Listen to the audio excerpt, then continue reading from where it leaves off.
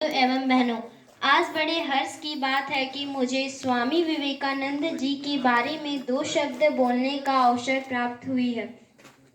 एक सामान्य परिवार में जन्म लेने वाले नरेंद्र नाथ अपने ज्ञान तथा तेज के बल पर विवेकानंद बने।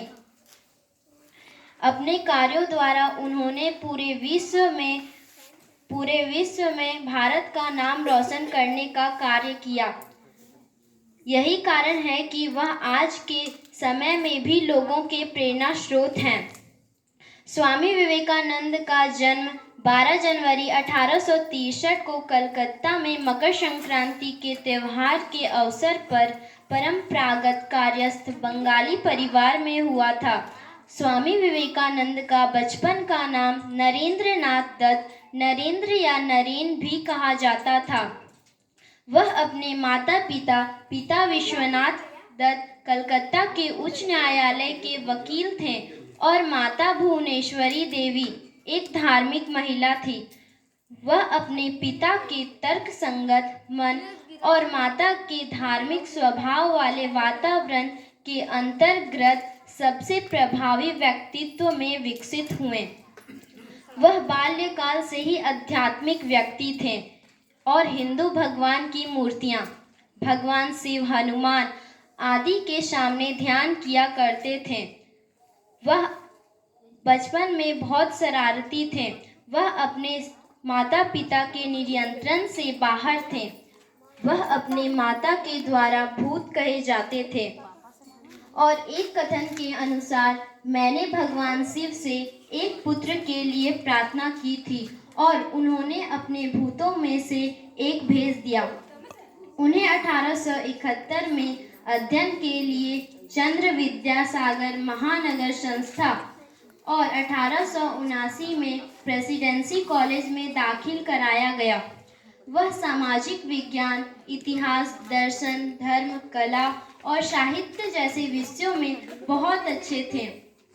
उन्हें पश्चिमी तर्क, यूरोपीय इतिहास, पश्चिमी दर्शन, संस्कृत शास्त्रों और साहित्य का अध्ययन किया। वह एक धार्मिक व्यक्ति थे।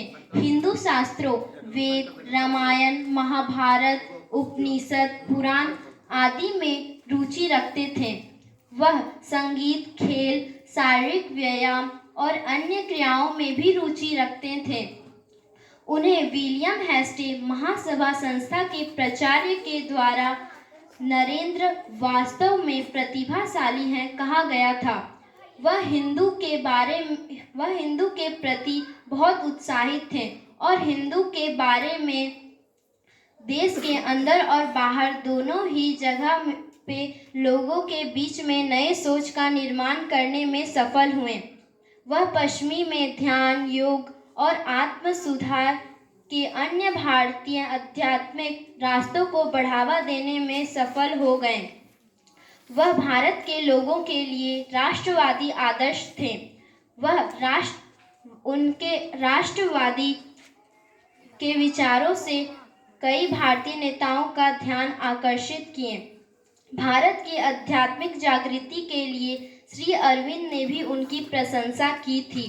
महान हिंदू सुधार के रूप में जिन्होंने हिंदू धर्म को बढ़ावा दिया, महात्मा गांधी ने भी उनकी प्रशंसा की थी। उनके विचारों ने लोगों को हिंदू धर्म का सही अर्थ समझाने का कार्य किया और वेदांतों और हिंदू अध्यात्म के प्रति पश्चात जगत के नजरिए को भी बदला। उन्हें इन्हीं कार्यों के लिए चक्रवर्ती राजगोपालचारी स्वतंत्र भारत के प्रथम गवर्नर जनरल ने कहा कि स्वामी विवेकानंद ही वह व्यक्ति थे जिन्होंने हिंदू धर्म और भारत को बचाया था। उन्हें नेताजी सुभाष चंद्र बोस के द्वारा आधुनिक भारत के निर्माता भी कहा जाता है। ऐसा कहा जाता है कि उनकी मृत्यु 4 जुलाई सन 1902 में बेलूर मठ में हुआ था।